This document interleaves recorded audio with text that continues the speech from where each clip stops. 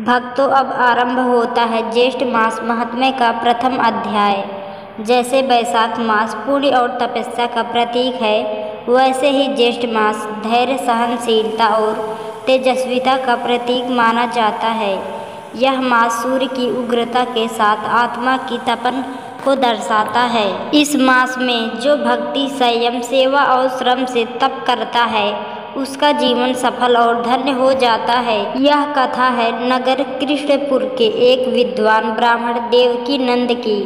देवकीनंद अत्यंत ज्ञानी, सरल स्वभाव और धर्मनिष्ठ व्यक्ति थे, परंतु उनका एक ही दुख था, उनकी कोई संतान नहीं थी। वे और उनकी धर्मपत्नी वसुंधरा हर व्रत, हर अनुष्ठान, हर देव पूजन में संतान प्राप्ति की कामना करते, परंतु फल नहीं मिला। एक दिन आचार्य ने ज्येष्ठ मास के आगमन पर अपनी धर्मपत्नी से कहा, वसुंधरा, इस बार हम दोनों इस मास में संतान कामना हेतु विशेष व्रत करेंगे।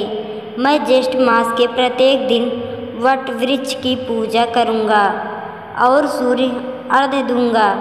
तुम भी नियम पूर्वक उपवास, दान और व्रत करो। यदि हमारे पुण्य का फल उचित होगा तो भगवान हमें संतान सुख देंगे। वसुंधरा ने सम्मान स्वीकृति दी और दोनों ने ज्येष्ठ मास का संकल्प लिया। देवकीनंदन प्रातः काल उठकर नंगे पांव सूर्य को अर्घ्य अर्पित करते और ओम सूर्याय नमः का जाप करते। दोपहर में तपती धूप में वट वृक्ष के नीचे बैठकर व्रत कथा पढ़ते, जल अर्पण करते और पत्तों से मंडप सजाकर पूजा करते। वसुंधरा व्रत रखती, निर्धनों को जल और शरबत वितरित करती। संपूर्ण मास उन्होंने तप, व्रत और सेवा में व्यतीत किया। लेकिन अंतिम दिन जब उन्होंने वट सावित्री व्रत की कथा संपन्न की, तभी एक तेजस्वी ब्राह्मण उनके द्वार पर आए। उन्होंने कहा, हे देवकीनंदन, मैं भूखा हूँ, मुझे भोजन चाहिए। देवकीनंदन ने श्रद्धा से उन्हें भोजन कराया। भोजन उपरांत ब्राह्मण बोले, तुम्हारा व्रत सफल हुआ। जो मनुष्य इस तीव्र गर्मी में सेवा करता है, उसे भगवान स्वयं दर्शन देते हैं। तुम्हें शीघ्र ही संतान प्राप्ति होगी और वह पुत्र समाज का उद्धारक होगा। देवकीनंदन और वसुंधरा ने उस ब्राह्मण को प्रणाम किया। उसी वर्ष ज्येष्ठ पूर्णिमा के दिन वसुंधरा को पुत्र रत्न की प्राप्ति हुई। उसका नाम उन्होंने तेजनाथ रखा, क्योंकि वह ज्येष्ठ के सूर्य समान तेजस्वी था।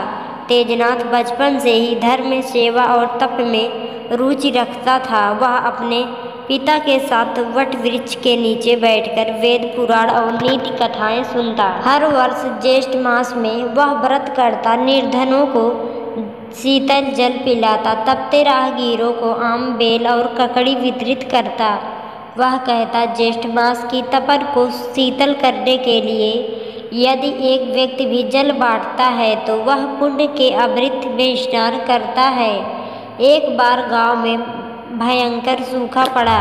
कुएं सूख गए, तालाबों का जल समाप्त हो गया। लोग त्रिह त्रिह कर उठे। तेजनाथ ने गांव के सबसे पुराने सूखे कुएं की खुदाई आरंभ की। गर्मी इतनी थी कि स्वयं तेजनाथ के पैर तप गए, परंतु उसने खुदाई नहीं रोकी। गांव वालों ने कहा, पुत्र, यह असंभव है, यह कुआं वर्षों से सूखा पड़ा है। परंतु तेजनाथ ने उत्तर दिया, जहाँ संकल्प और श्रद्धा हो वहाँ जल भी बहता है। 3 दिन बाद जब उन्होंने गहराई में पत्थर हटाया तो जल की धारा फूट पड़ी। गांव वालों ने जयकारा किया, जय हो ज्येष्ठ मास की, जय हो तेजनाथ की। उसी कुएं का नाम तेजनाथ जल कुंड रखा गया। राजा को जब यह बात पता चली तो उन्होंने तेजनाथ को राज्य का मुख्य पुरोहित बना दिया। उन्होंने आदेश दिया कि प्रत्येक ज्येष्ठ मास में राजप्रसाद में जल सेवा महोत्सव आयोजित होगा, जहां ब्राह्मणों, वृद्धों, बच्चों को और साधुओं को आम, जल और चावल का भोग अर्पित किया जाएगा। देवकीनंदन वृद्धा हो गए थे, परंतु अपने पुत्र को देखकर उनकी आंखों में चमक थी।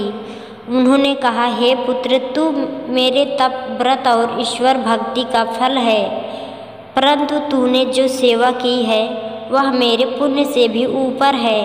भक्तों, इस अध्याय से हमें यह शिक्षा मिलती है कि ज्येष्ठ मास केवल सूर्य की प्रचंडता का प्रतीक नहीं, वह सेवा, सहनशीलता और तप का समय है। जो इस मास में व्रत, जल सेवा, वट वृक्ष की पूजा और तप करता है, उसे जीवन में तेज, यश और पुण्य प्राप्त होता है। अब प्रेम पूर्वक कहिए, सत्य, सेवा और तप से भरा ज्येष्ठ मास है सब पर वारा। जो इसमें धर्म मार्ग चलता, ईश्वर स्वयं उसे संभालता। जय ज्येष्ठ मास, जय श्री हरि।